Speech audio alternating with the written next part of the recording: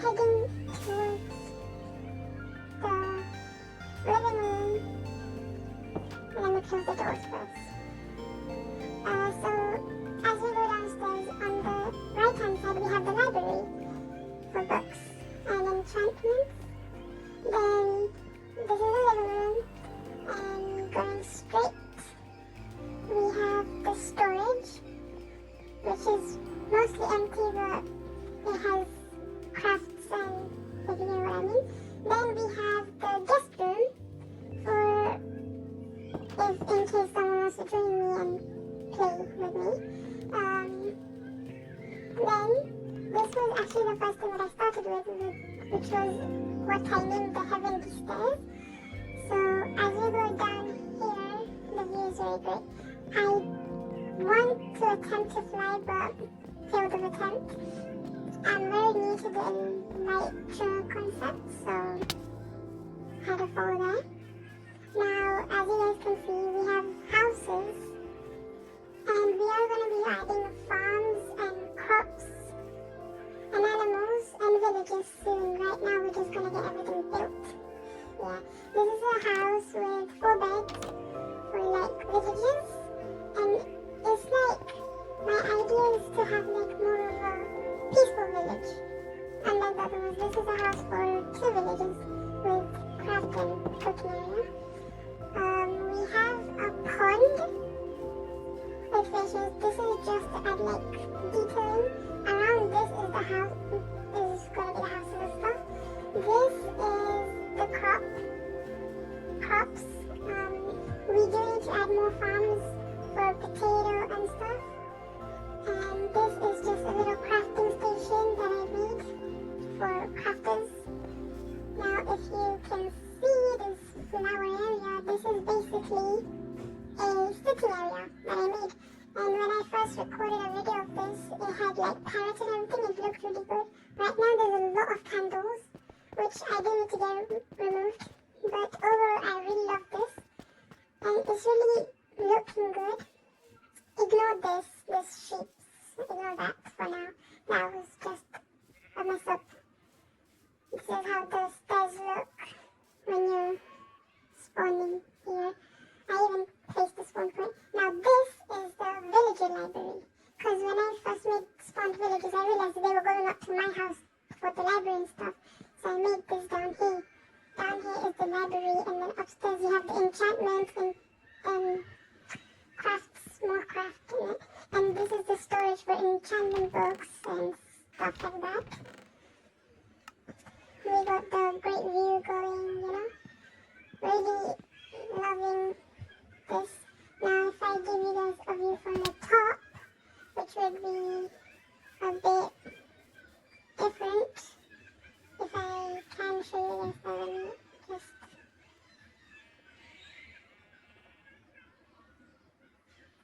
So this is the view of the whole village right now from the top angle.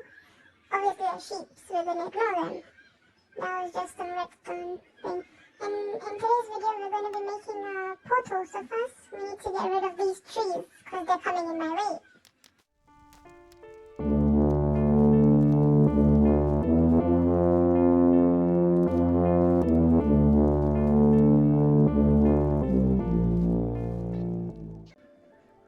Now we're going to make a path that's going to connect the portal to the village.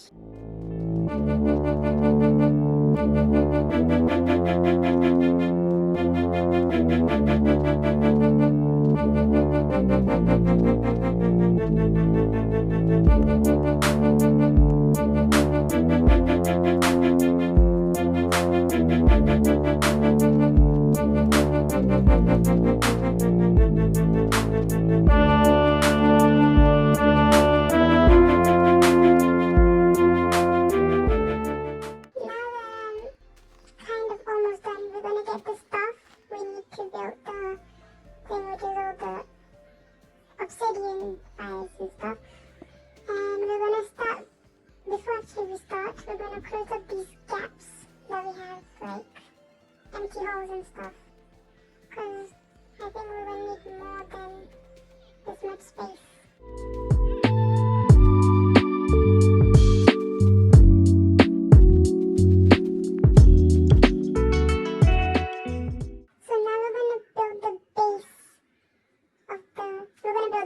basically.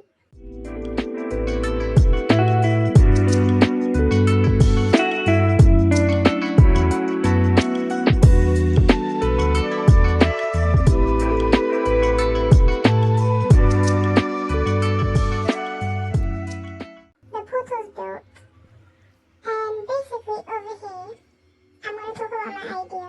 So my idea for this portal is that we build like a sword going into the ground. I got this idea from my brother, and his was like more evilish sword, but we're going to make this like a heavenly sword and something like that, like a holy sword. So that's my idea of the sword. So we're just adding patterns out on the flooring right now, and then I think I'm going to cut off half of the ending or something, so I can show you guys the half of it done, because recording all of that would be really big. So this is how it looks halfway done, and this is how it tours. Now to finish this whole thing off, we're going to add some candles for decoration to make it look a bit, glowing in the dark. We also use like sea glow blocks, I don't know what they're called, we use those on the top and bottom of the portal to make it look a bit glowy. And we're going to also use these lanterns and more candles. The point of the lanterns is that it gives the effect of hanging glowing stuff. I don't know, I just think it would look really pretty. I'm going to have 3 different types of lanterns because all 3 have different colors and it's really pretty. And we're going to use the same pattern on each side. And then for the top, the pinkish lantern and orange lantern are going on the... I don't know how to describe it, I just think it's going to be really good. Now, when I was doing the... I think I should use the lightning rod on the top, because that would make it look more nicer. So we used... And the lightning rod was like to make the glowing thing thinner, because I think the stack that I'm using is way too big. So this looked way perfect to me, so that's how I'm going to do it. Now we're going to add some pink and white candles. The pink because the whole village is pink, and white is just because we decided on the holy. I would have used yellow, but pink would go better. So we're going to do that.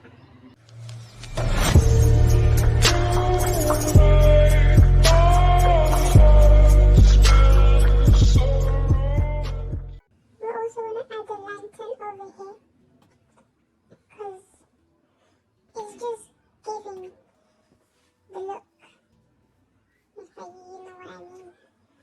Now we're also going to try see how it looks in like when it rains. I might have to move my graphics up. Moving my graphics up means more lagging on the... I'm not going to talk about that. So this is the overall. Now if I show you guys in rainy weather, after lighting them up, which is... I just love that they added candles because they make the whole thing look so better, you know? So now if I add in the rainy weather, it just looks